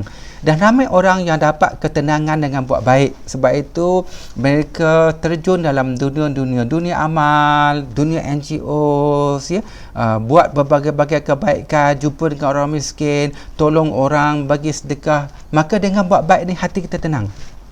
Sebab tu dalam spirituality, kita buat baik bukan sebab balasan. Kita buat baik sebab memalas kebaikan Tuhan. Itu kita boleh pegang. Dan kita buat baik sebab sifat kita memang baik. Sifat kita memang baik. Dan bila kita buat baik, hati kita happy, hati kita tenang, hati kita gembira dengan perbuatan baik kita, dan masuk dalam pemikiran kita rasa tenang, dan hati kita, perasaan kita rasa lapang, dan fisiologi kita, jantung kita pun relax, kita senyum, dan badan kita sihat. Sebab kita buat dengan penuh kasih dan sayang. Sebab tu kita buat baik saja. Okey, so kita jelas dan sebab itu Tuhan memberi banyak ganjaran spirituality, rahmat dia hasil daripada kerohanian orang yang buat baik. Sebab tu kalau kita ingat satu kisah yang popular, yang sering diceritakan oleh ustaz-ustaz, oleh ulama-ulama, tentang kisah seorang pelacur. Pelacur yang memberi minum anjing. Dia seorang pelacur. Jadi kalau kita fikir, apa kerja pelacur? Jadi semua orang tahu apa kerja pelacur. Dan macam mana pakaian pelacur? Kita semua tahu pakaian pelacur. Tapi pelacur ini, dia ada nilai yang spirituality, kerohanian itu, sifat baik itu. Iaitu satu hari, dia nampak seekor anjing yang terjeling lidah dia dan nyaris mati kerana kehausan padang pasir. Dia pun ambil sepatu dia ambil tali, dia pun masukkan dalam telaga, lepas tu dia ambil air itu, dia beri anjing dia minum. Bila dia beri anjing dia minum, sebab apa? Sebab dia happy, dia gembira, dia suka buat baik, dan dia tengok anjing tu minum, hati dia gembira, bangga, seronok, happy. Itulah kenikmatan syurga dia dapat. Dan kerana perbuatan baik dia, Tuhan memberi dia ganjaran syurga, walaupun dia seorang pelacur. Mungkin lepas tu dia berubah, dia baik dan sebagainya. Maksudnya nilai-nilai spirituality tu kita dapat kenikmatan dia. Sebab tu cikgu-cikgu kena masuk dalam lautan spirituality. teruskan aktiviti-aktiviti keagamaan yang Tuhan wajibkan pada kita, tetapi tingkatkan nilai-nilai spirituality, kasih sayang, pemurah, kerjasama, tekun. Nanti hati kita tenang. Ya, kita pun mengajar lebih bersungguh-sungguh. Kalau tak, nanti hidup kita celaru nanti. Tak ada spirituality, hidup kita berterabur nanti. Ya, hidup kita tak tenang nanti, dan banyak benda yang kita tak dapat kepuasan dalam hidup kita. Ya, artinya orang cakap sikit kita dah mengamuk, kita dah marah. Kita pun pula tak tahan diri.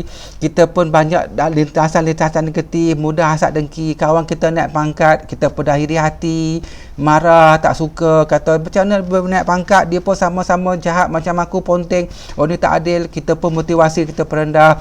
Kita pun pergi sekolah, duduk sembang-sembang, lepas tu balik, lepas tu pergi sekolah, sembang-sembang balik, sampai orang tak dapat rasai kehadiran kita di sekolah kerana spirituality kita rendah. Spirituality kita rendah. Ya, semangat, niat, kesungguhan. Ingat tadi, apa-apa nilai yang baik dalam spirituality, dia memula dengan kasih sayang. Dia memula dengan ar-Rahman ar-Rahim. Tuhan jadikan seluruh alam, bulan, bintang, dan Tuhan jadikan manusia sebab kasih sayang. Daripada kasih sayang inilah timbulnya pemurah, timbulnya pemaaf, timbulnya ihsan, timbulnya kasih sayang. Dan kasih sayanglah yang memadamkan dendam, kesumat, iri hati dan sebagainya. Sebab tu kita kena penuhkan kasih sayang, nilai-nilai spirituality utama pada diri kita. Ya. Dan satu lagi, kalau kita lihat satu contoh, seorang pemuda. Ya, dalam satu hadis tu, seorang pemuda ini dia berjalan di satu jalan. Tiba-tiba dia nampak di tengah jalan itu ada duri. Dia pun risau, dia pun susah hati, nanti orang jalan kena duri. Bila orang kena duri, kaki dia luka. Bila kaki dia luka, dia sakit. Bila dia sakit, nanti banyak ganggu kehidupan dia, anak dia, keluarga dia, kesian. Dia tak sampai hati melihat duri ini melukakan hati orang. Jadi dengan kasih sayang dia pun ambil duri itu dan dia pun letakkan ke tepi. Maka orang tak kena duri. Maka dengan perbuatan baik dia tu, Tuhan memberi di syurga.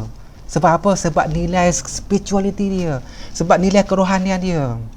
Sebab tu saya kata jadi baik.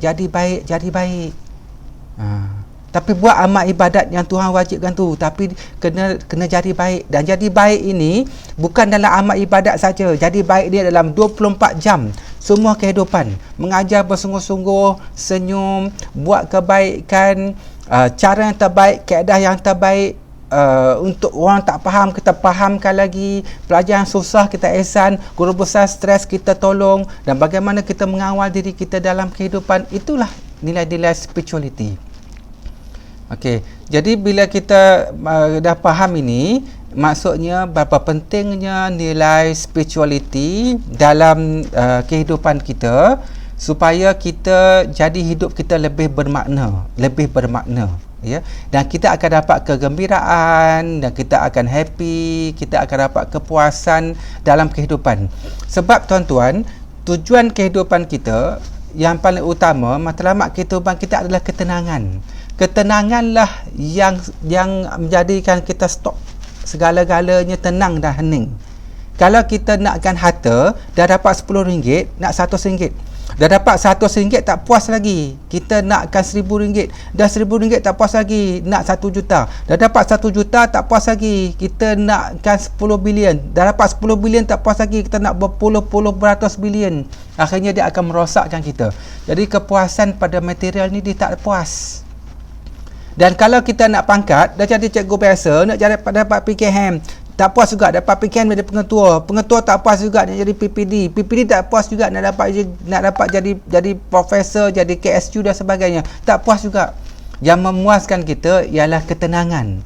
Ketenangan ni dia akan menyebabkan kita hening, kita bersyukur, kita puas dengan apa yang diri kita, ya, dan kita akan buat yang terbaik, kita akan hasilkan yang terbaik.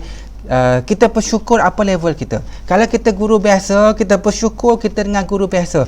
Kita akan mainkan peranan kita dengan penuh kasih sayang, dengan penuh senyuman, dan kita buat baik. Kita akan mengajar dengan bersungguh-sungguh, dan akhirnya ada hasil kepada kebaikan tu akan dapat rezeki lain. akan dapat rezeki lain, ya. Kita mungkin naik pangkat, kita mungkin dapat tambah rezeki, ataupun kita mungkin dapat kebaikan lain. Itu semua hukum alam. Tapi kita tak berharap semua tu.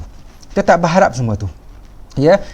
Maksudnya itu adalah setiap putaran kebaikan. Sebab tu dalam dunia ini, di segi spirituality dia kaedah dia macam bombreng dikatakan, bila kita baling bombreng, maka bombreng tak akan berpusing dan akhirnya akan berbalik pada diri kita sendiri.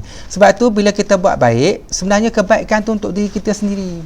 Dia akan berbalik pada diri kita sendiri. Tetapi balik pada diri kita sendiri bukan pada orang itu. Sebab itu semua kerja Tuhan. Ya, contohnya Tuan Muhammad Nasir, Tuan Muhammad Nasir Ismail ni kan, saya buat baik pada Tuan Muhammad Nasir Ismail, saya tolong dia tak faham, saya huraikan bagi dia faham. Ini dia susah hati, tak cukup duit, saya bagi pinjam RM50, saya buat baik pada dia. Dan saya buat baik pada Muhammad Nasir, saya tak pernah harap Nasir buat baik pada saya. Saya buat baik sebab Tuhan telah buat baik kepada saya. Dan saya buat baik sebab saya suka buat baik. Lepas tu saya tenang, saya tidur lena, saya gembira sebab saya dapat buat baik. Sebab sifat buat baik tu memang ada pada diri saya. Dan saya tak harap apa-apa balasan. Ya? Sebab tu satu hari nanti, tiba-tiba kereta saya pancit, ada orang tolong saya. Dan ada orang tolong saya tu adalah sebab kebaikan saya buat dulu. Tapi bukan pada Muhammad Nasir, pada orang lain. Itu dia panggil hanya Tuhanlah yang membalasnya. Jadi macam mana bentuk Tuhan membalasnya, macam mana keadaan dia, macam mana proses dia, itu semua Tuhan punya kerja. Kita tak boleh campur, kita tak boleh minta, kita tak boleh tuntut. Itu semua Tuhan punya kerja. Jadi berkat kebaikan kita, mungkin nanti badan kita sihat, kita tak kena penyakit, cepat-cepat sembuh, anak kita di sekolah nak accident dielakkan, anak kita di universiti dan nak belajar, lepas tu dan nyaris fail, tiba-tiba Allah hadirkan orang tolong dia, buat tuition, bantu dia, bagi motivasi dia belajar dengan baik. Kan? Mak ayah kita dekat kampung ada pencuri nak masuk, tiba-tiba pencuri tak jadi, lari. Itu semua adalah hasil daripada kebaikan kita. Sebab itulah Quran sebut tidak ada balasan kebaikan melainkan kebaikan juga. Sebab tu cikgu-cikgu buat baik sajalah. Kita buat baik, kita ajar baik-baik, kita baik dengan kawan-kawan kita baik dengan pengurusan sekolah, kita baik dengan PKM. Dan baik ini maksudnya ialah sentiasa keadaan terbaik, keadaan yang paling tepat berdasarkan kesempurnaan insan. Kesempurnaan diri kita. Jadi itulah maksud spirituality, dan yang sebenar-benarnya iaitu 24 jam kehidupan. Okey, dan satu lagi apa yang saya nak tekankan, ya, masa tinggal lagi 7 minit, saya ingat saya akan rumuskan sedikit. Ini kita akan buka pada soal jawab. Dalam kehidupan ini, ya, bila Tuhan jadikan kita dengan penuh kasih sayang dia, maka kita berhidup. Bila kita sedar kita hidup, roh Tuhan itu menghidupkan jasad kita, maka lahirlah berbagai kehendak, keinginan, penglihatan dan sebagainya. Maka daripada kehendak dan keinginan kita ini, maka kita pun lahirlah ke dunia ini. Dan bila kita tersedar kita lahir ini, maka kita kena balikkan diri kita kepada pencipta kita. Ya? Bila balik kepada pencipta kita, maka kita akan ikut amalan-amalan religiosity kita, keagamaan kita, ya. Sebab tu dalam ikut psikologi agama, kalau kita belajar psikologi agama ini ni agama-agama lain lah, semua agama lah, ni psikologi agama lah. Agama ni adalah satu kumpulan kefitrahan manusia, kerana manusia ini adalah satu makhluk yang lemah dan dia tak berdaya. Jadi bila dia resah hati, dia resah, dia takut, dia rasa hilang putus asa, masa automatik dia inginkan tempat bergantung. Bila ingin tempat bergantung, dia bakal berdoa, wahai Tuhan yang Maha Pengasih Penyayang, tolonglah saya, bantulah saya, bimbinglah saya, peluklah saya, berilah saya kekuatan. Jadi psikologi dia jasa kuat. Sebab tu bagi orang-orang yang animism tu, yang tidak ada agama pun, tak, bila masuk hutan, macam orang asli, orang Amazon dan sebagainya, dia takut kepada binatang liar, dia takut kepada kilat sebagainya. Dia pun mencipta keagamaan dia tapi berbentuk penyembahan kepada pokok, batu. Dia takut binatang liar, dia takut kepada kilat. Dia pun menyembah pokok. Wahai semangat pokok, berilah kekuatan. Batulah, wahai Tuhan gunung, berilah kekuatan. Maksudnya, secara kefitrahan manusia memerlukan agama. Manusia memerlukan Tuhan untuk memperolehi kekuatan, untuk dapat bersandar, untuk dapat penyerahan. Maka itulah dipanggil religiosity. Dan untuk menguatkan religiosity, keterhubungan dengan Tuhan itu, maka Tuhan mengilhamkan aktiviti-aktiviti ritual agama. Seperti semayang, solat, puasa, zikir. Itu adalah aktiviti religiosity yang tujuan dia adalah untuk mendapat spirituality. Dia bukan sia-sia. Tujuannya untuk dapat spirituality. Asas spirituality ialah bila kita tenang. Bila kita tenang, mengaji dengan puasa dan sebagainya, maka kita akan terhubung dengan Tuhan. Bila terhubung dengan Tuhan, maka kita akan merenung kasih sayang Tuhan, Maha Agung Tuhan, maka kita akan rasa kasih sayang Tuhan pada kita. Bila merasa kasih sayang Tuhan pada kita, maka kita akan mempraktis dapat nilai spirituality. Dan nilai spirituality ini adalah nilai yang dipraktiskan dalam setiap aspek kehidupan kita 24 jam sehari. Daripada kita bangun tidur, buka mata, bagaimana kita pandang alam ini, ya, bagaimana kita minum kopi setiap pagi itu dah spirituality. Bagaimana kita memuji orang lain, lepas tu bila orang marah kita, bagaimana kita mengawal kemarahan itu adalah spirituality. Ya, and then bagaimana kita belajar ilmu baru yang menjadikan kita lebih mahir, lebih baik, itu adalah spirituality. Macam mana kita pergi sekolah dengan penuh bersemangat, macam mana kita belajar PDP online dengan penuh semangat, dengan penuh kesungguhan, dengan penuh integriti, dengan penuh amanah. Ya, macam mana kita tak curi tulang, macam mana kita ajar dengan penuh kesungguhan untuk menghasilkan terbaik. Itulah spirituality. Maka tujuan agama untuk lahirkan spirituality. Dan spirituality pula kita dapat daripada agama dan kita dapat daripada semua kehidupan.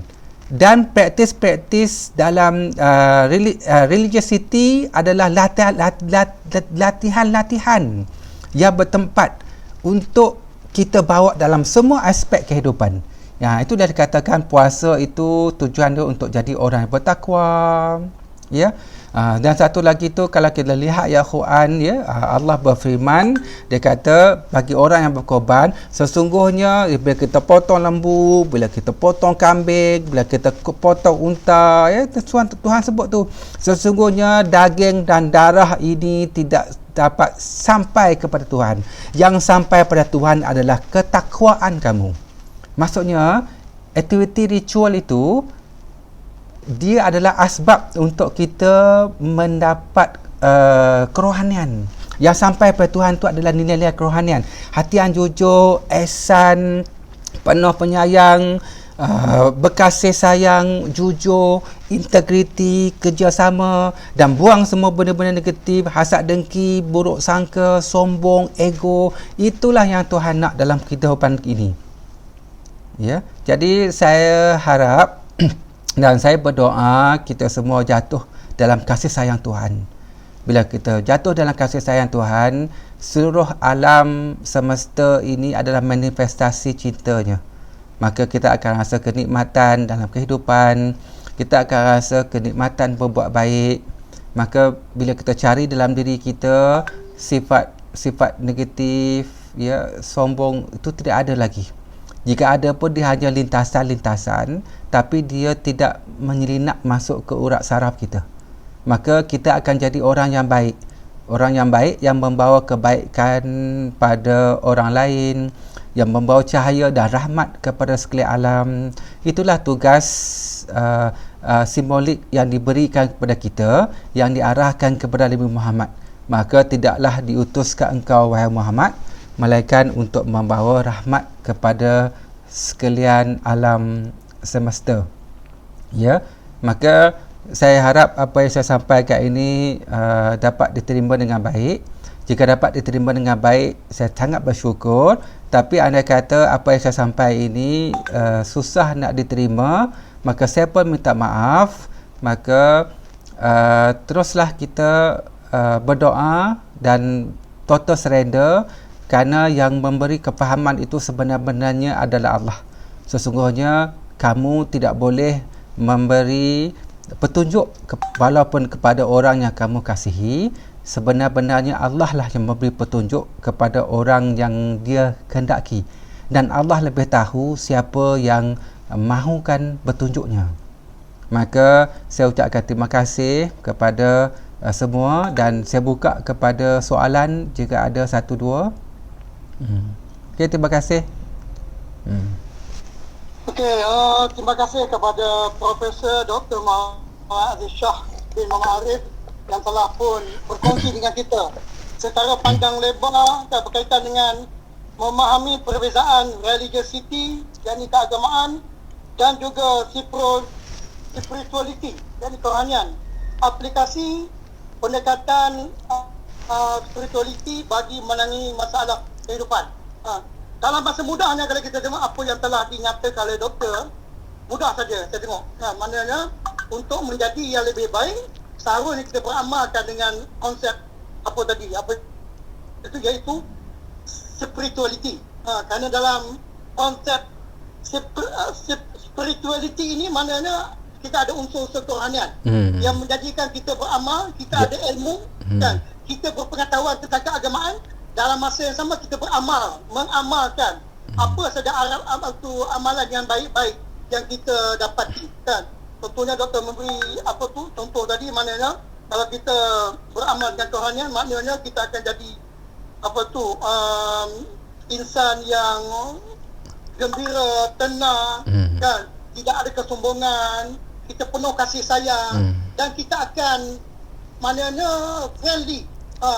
Apa saja pertolongan yang dipohon oleh rakan-rakan dan sesiapa saja, dengan rasa ikhlas hati kita akan membantu. Berbeza dengan doktor sebut tentang religiosity. Mungkin dia berilmu, dia punya kepandaian, tapi kadang-kadang masuk unsur-unsur sombong, takabur pun ada, dan sebagainya. Itu yang saya faham. Barangkali betul apa yang saya faham itu. Jadi seperti mana Profesor Dr. Muhammad Aziz Shah beritahu tadi, kalau ada satu dua persoalan boleh dikemukakan. Barangkali saya nak kemukakan soalan yang dinyatakan oleh Siti Rahayu ni, doktor, boleh ke doktor? Boleh, silakan satu dua. Okay. Siti Rahayu kata, bagaimana doktor kita nak selitkan religious ini dalam sesi kaunseling, terutama dalam kes anxiety dan juga depression. Boleh dapat doktor? Okey, boleh. Ya. Okey, saya ada bina satu modul mindfulness love therapy, ya. Untuk 12 jam training, dia sangat banyak benda-benda yang dihubungkan tu. Dan untuk hari ini saya cerita konsep sajalah, ya. Jadi kalau nak tahu bagaimana pendekatan spirituality digunakan dalam kaunseling, nanti boleh ikut saya punya persijilan mindfulness love therapy.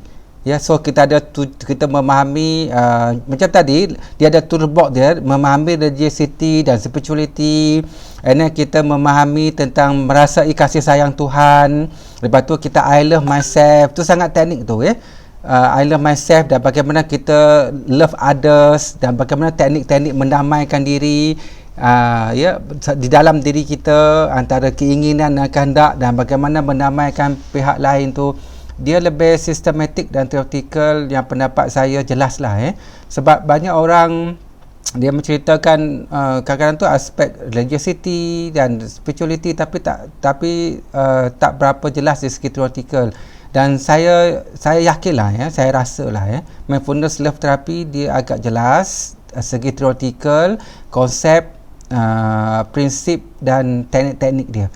Sebab untuk ceritakan tu dia agak dalam. Contohnya saya ada satu pesakit anxiety, ya.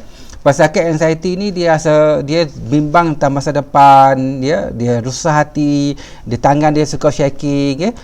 Dia punca pada COVID lah, dia sebab tu ketakutan pada COVID-19 ni yang sangat keterlaluan ni bahaya, ya.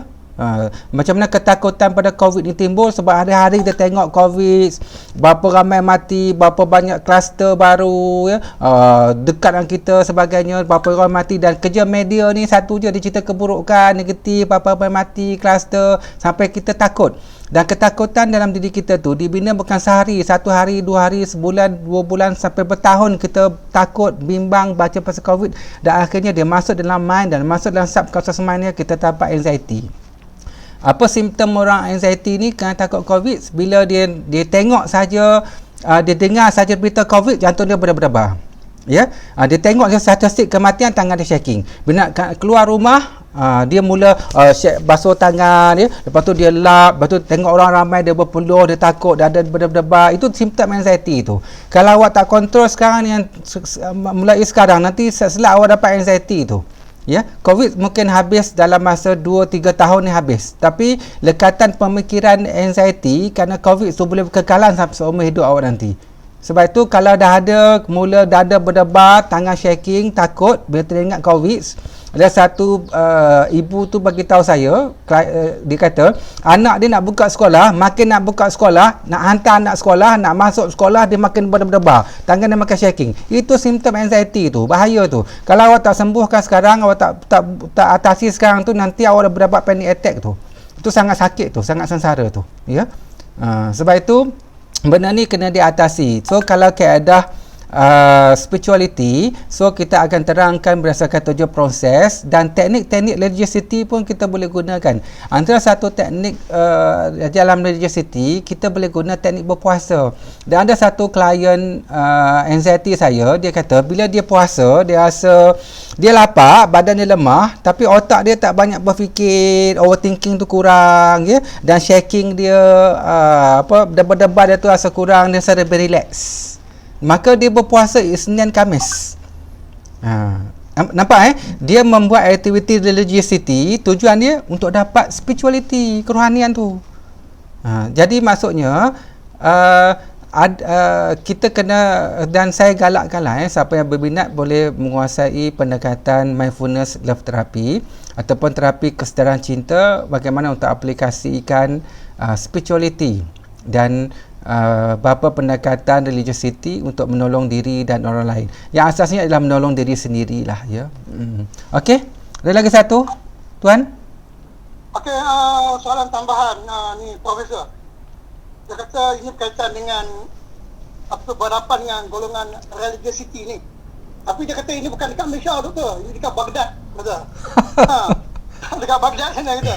Dia kata bagaimana nak menangani, ya, ataupun berhadapan dengan golongan yang beramal dengan religiosity ni. Yang nampak gayanya mereka sangat ego, dan pendekatan mereka ni kadang-kadang tidak boleh orang lain melebihi mereka, ya. Seolah-olah hal agama ataupun yang berkaitan dengan religius ni, mana mereka sahaja yang layak untuk membicarakannya, kan. Tak boleh orang lain kerana mereka memangnya barangkali memang dalam bidang dan jurusan itu, kelayakan mereka. Jadi bagaimana doktor nak mengenai orang yang sedemikian? Okey, sebab itu saya sebut tadi, benda ni agak sensitif, ya, kerana budaya, kepercayaan setiap orang tu berbeza, ya. Dia umpama cahaya. Cahaya itu berlapis-lapis. Maksudnya pemahaman dan kepahaman seseorang tu berbeza-beza, ya. Dan sebab itu saya sebut tadi, setiap amalan religiosity dan kepercayaan spirituality ni, dia biasanya hasil daripada kepercayaan dan amalan yang berbentuk banyak dan kuat dan bilangan tu.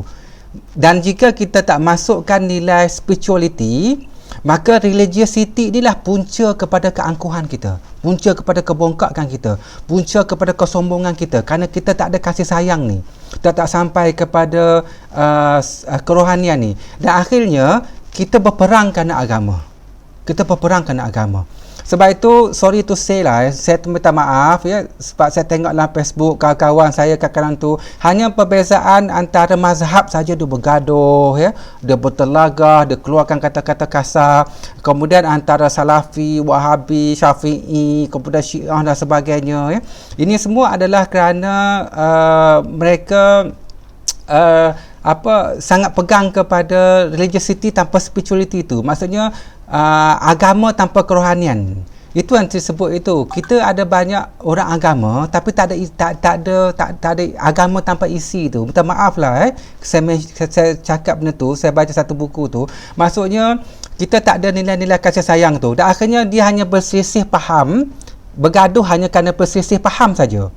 Kan? Kemudian bila berselisih faham tu maka dia bertekak. Bila bertekak tu dia buat kelompok. Kelompok ni betul, orang tu salah, orang tu betul. Maka tak ada kasih sayang. Punca tak ada kasih sayang saja. Dan akhirnya mereka bergaduh dengan besar. Dan akhirnya mereka berperang. Dan akhirnya mereka berbunuh-bunuhan. Mereka berbunuh-bunuhan ni hanya kerana perbezaan pendapat saja. Ini bukannya ilusi. Ini adalah realiti. Itu yang berlaku dekat Syria. Pergaduhan hanya kerana perbezaan pendapat, berbunuh-bunuhan, berperang-perangan, bom dan berapa banyak kanak-kanak wanita dah mati, dah pekan-pekan hancur dan musnah dan sebagainya. Begitu berlaku di Baghdad, begitu yang berlaku dekat Pakistan, bom-bom dan sebagainya, hanya kerana perbezaan pendapat. Just pendapat. Kerana kasih sayang telah hilang, kerana religiosity tanpa kerohanian, tanpa kasih sayang. Sebab itu kita kena lihat rahmat Tuhan. Sebab tu saya yakin dalam pengajian saya, rahmat Tuhan turun, rahmat Tuhan itu, kasih sayang Tuhan itu, ihsan Tuhan itu, macam Tuhan nak pandang kita, nak tolong kita, bergantung kepada nilai-nilai murni hati kita, kebaikan hati kita. Maksudnya nilai-nilai spirituality itu, ya. Dan bila kita buat aktiviti kerohanian, maka dia adalah mengukuhkanlah benda tu, ya. Macam saya lah, macam mana saya nak tolong Izhar, Tuan Muhammad Izhar. Bila saya tengok Tuan Izhar ni baik, dia ni bersungguh-sungguh, dia dulu pernah tolong saya, kemudian dia susah tapi dia sabar, dia suka senyum, dia suka menyenangkan hati saya, hati dia jujur, maka itulah menyebabkan sejatuh cinta pada Izhar. Itulah yang menyentuhkan hati Izhar. Jadi bila Izhar minta tolong pada saya akan tersentak. Saya akan berusaha sedaya upaya saya tolong Tuan sebab saya suka Tuan. Macam itulah juga, ya,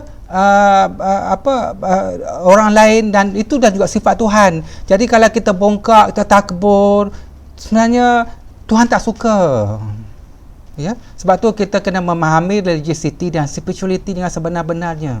Tujuan hidup kita adalah untuk memperolehi ketenangan jiwa. Ketenangan jiwa ada limit dia. Harta, wang, ringgit, pangkat tidak ada limit dia.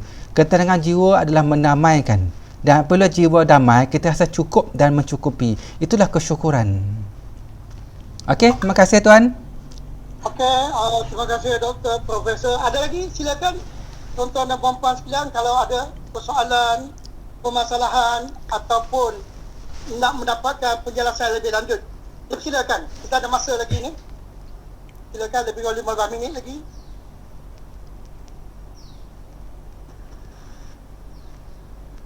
Sila tuan-tuan dan puan-puan, kalau ada soalan yang ingin dikemukakan.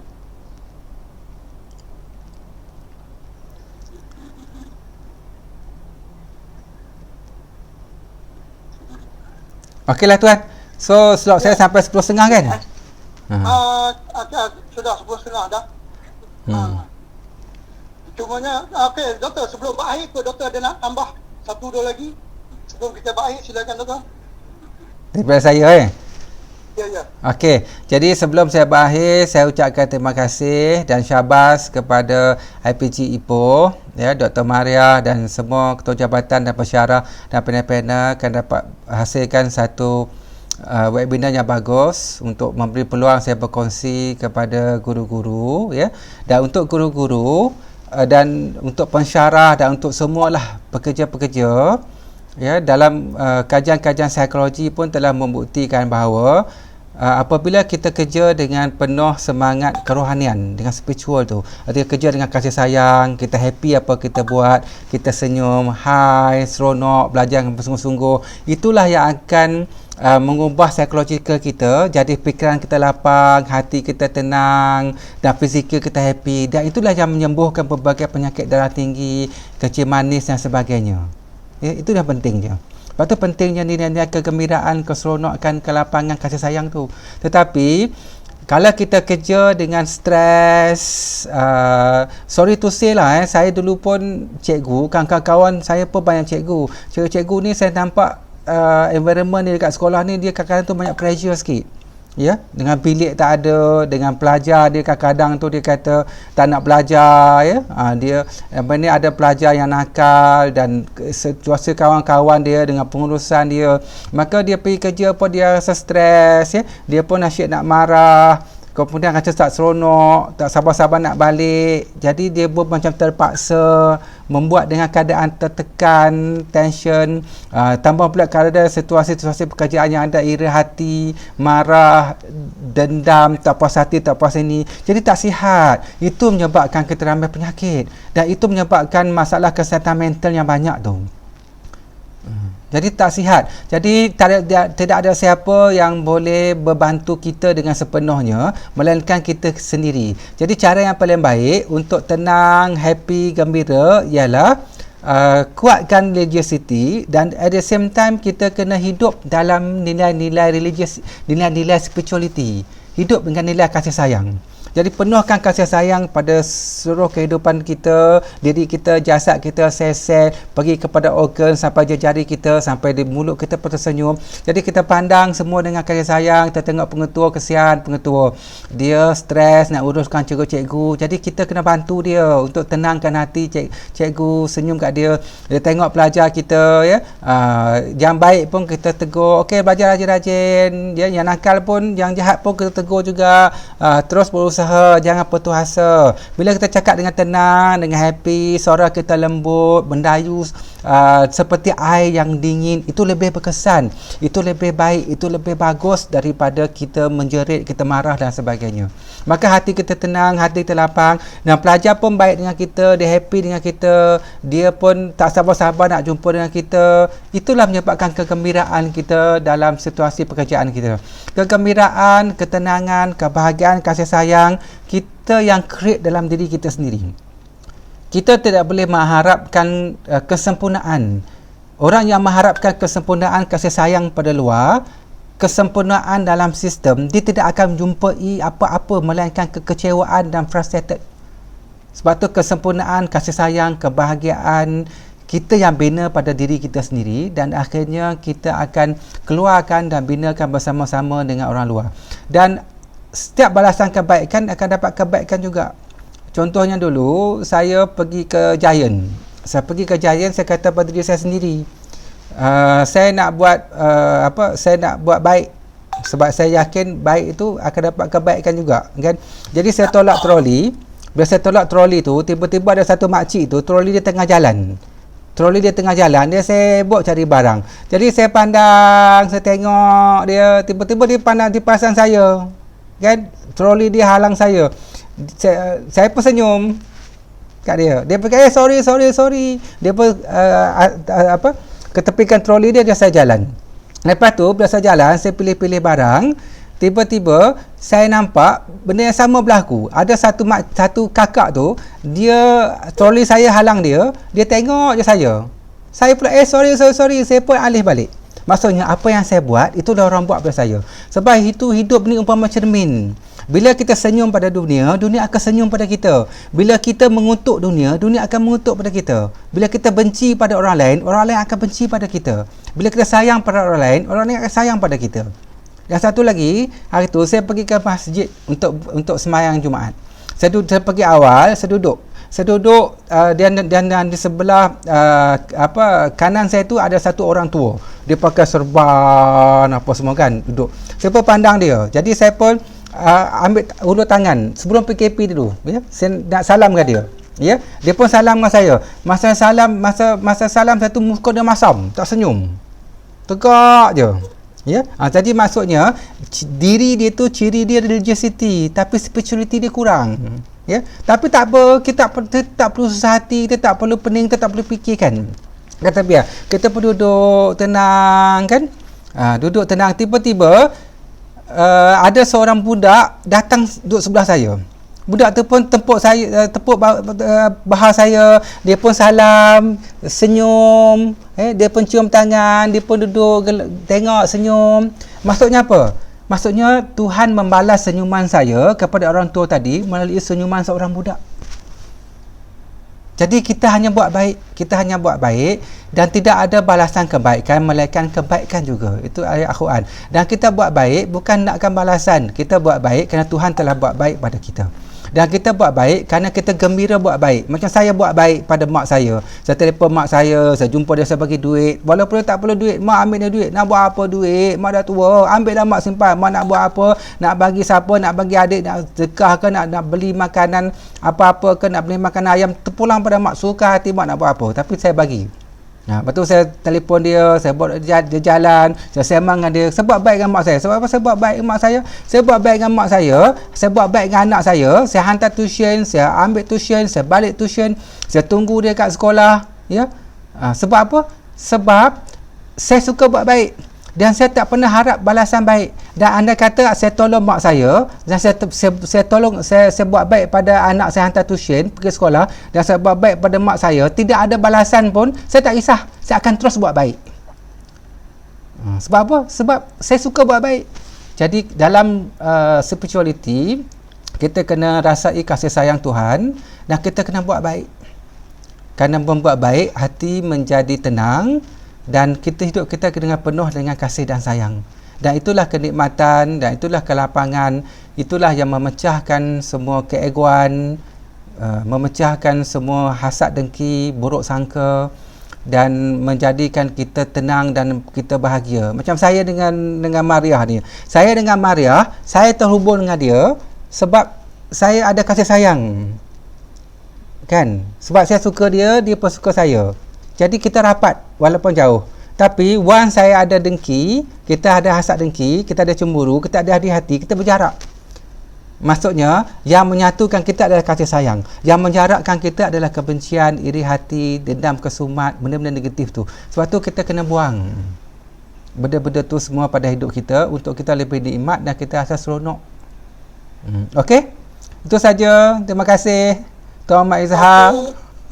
Ya. Terima kasih Doktor Profesor Muhammad Aziz Shah atas perkongsian yang panjang lebar berkaitan dengan memahami perbezaan religiosity, yakni keagamaan, dan juga spirituality, yakni kerohanian, aplikasi pendekatan spirituality bagi menangani masalah kehidupan.